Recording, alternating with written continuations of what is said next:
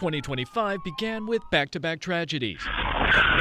New Year's celebrations turned deadly in New Orleans. A terror attack shutting down the city's famed Bourbon Street. Just days later, we drove up and I just kept saying, my home, my home. Deadly and destructive fires tear across Los Angeles, destroying thousands of homes. We wanted to see for ourselves what the damage was, but it's gone. It's gone.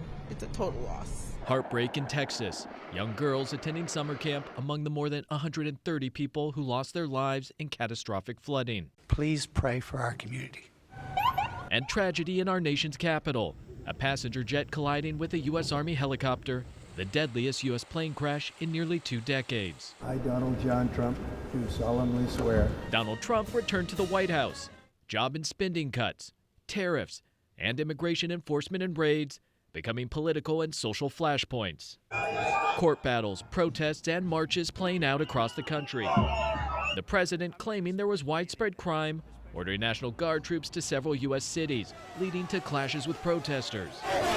We're trying to solve a problem. Don't tell us what we're going to feel. I'm not telling you. Because you're in no position to dictate that. Remember this. Exactly you're in no position to dictate what we're going to feel. A White House shouting match as Ukrainian President Volodymyr Zelensky, President Trump, and others met about Russia's invasion into Ukraine. Months later, a red carpet welcome for Russian President Vladimir Putin landing on American soil. But the high-stakes summit in Alaska did not end with a deal to end the Russia-Ukraine war. 2 years after Hamas attacked Israel, a ceasefire agreement reached. The last living Israeli hostages held by Hamas released in exchange for the release of Palestinian prisoners and detainees.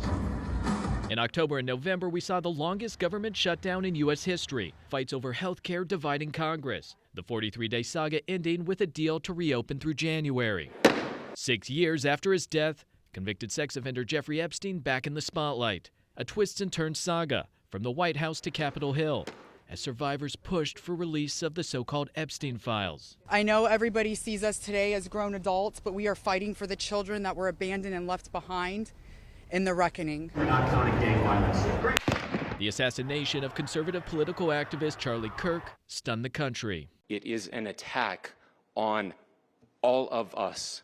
It is an attack on the American experiment. It is an attack on our ideals. Comedian Jimmy Kimmel following criticism and political pressure over comments related to Kirk's death taken off air. Free speech protests ensued before Kimmel eventually returned to hosting his late-night show the following week.